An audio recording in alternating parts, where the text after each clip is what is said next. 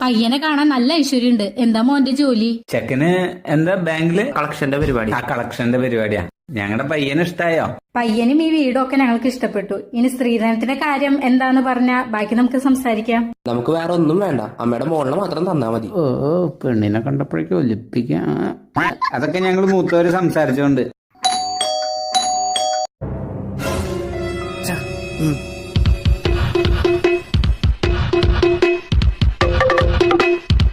Loan അടച്ചിട്ടേ 6 മാസമായി. ഞാൻ daily ഇവിടെ വന്ന് പോണതാ.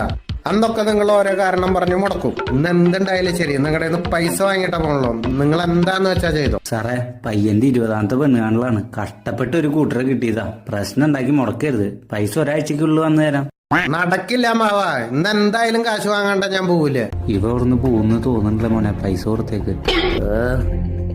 ഗൂഗിൾ പേ ഉണ്ടോ? ഉണ്ട്. ആ